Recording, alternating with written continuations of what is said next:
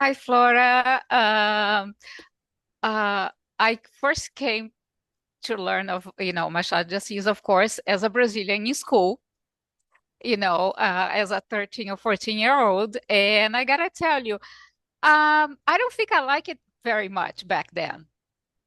I think I like Dom Casmurro more. I remember saying that. And as someone who was raised by teachers, I had a pretty good vocabulary. I was very well read. But I remember I read his books with a dictionary by my side because I was like, what the heck is this man talking about? You know? And I was a native speaker of Portuguese.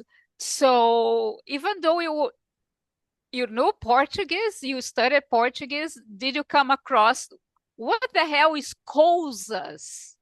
What the hell is those? What is this guy talking about? Like I thought I spoke Portuguese.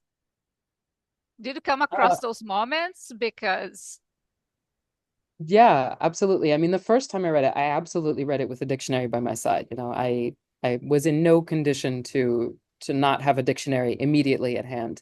Um, but it's funny. I mean, I had a very strange path through Portuguese, and when I first came here as an exchange student, I was often accused of speaking like a dictionary and often a 19th century dictionary because I'd sort of gone down so many weird rabbit holes. And to this day, sometimes I'll use a word and my wife's like, I have no idea what that means. So I think Machado might have rubbed off on me.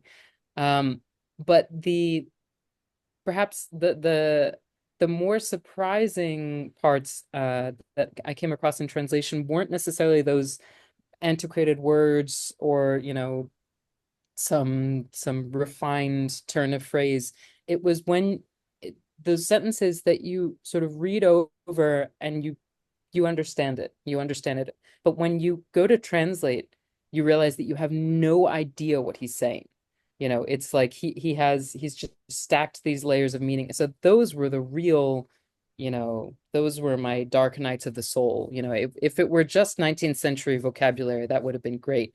But there are many subtle strangenesses and many, trapdoors and places where he's just left a really he's constructed these really beautiful ambiguities in ways that you can honestly, I in my first, second, third, fourth time I read it, because between reading it for the first time and starting to translate it, even for Jean César, I had gone through many seminars where we'd read Machado, I'd read Brás Cubas in a graduate context.